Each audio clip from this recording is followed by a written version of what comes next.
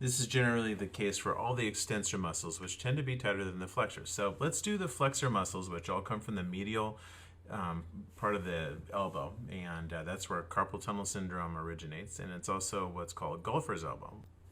Hold points on both the origin and insertion side of this flexor carpi radialis muscle, but the best pressure point is actually up towards the elbow. So try to release it there while you're holding the stretch. Increase your pressure slowly into yang mode, and then start to back your pressure out, triggering the release in yin mode. Now, let's try the palmaris longus muscle. The palmaris longus is the carpal tunnel syndrome muscle, by the way. This is the one that causes it. So it's the same technique. Hold the stretch, and then slowly go into the pressure point, increasing your pressure, and then start to back your pressure out, triggering the release. This is what releases the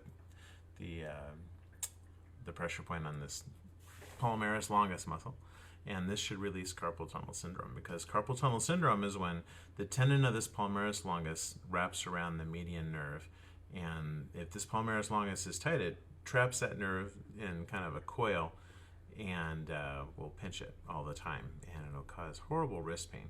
So the way to release it is the way I'm showing, where you stretch the wrist and you press straight into that muscle and you do yang yin pulses repeatedly until it lets go.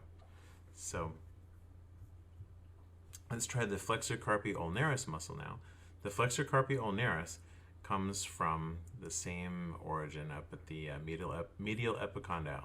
Goes down to the ulnar side of the carpal bones.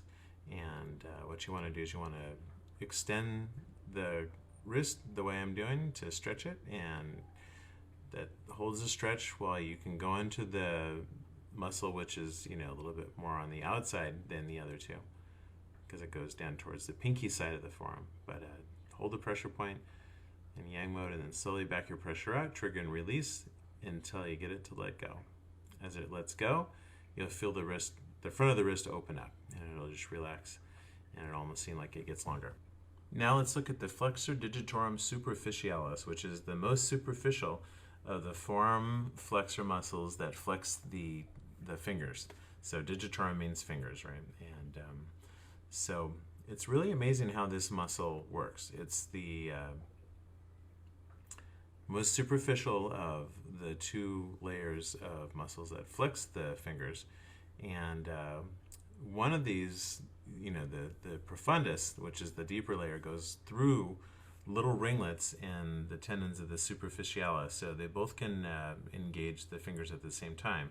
But the superficialis actually just flexes the not the last digit, or like the tips of the fingers, but the digit of the fingers behind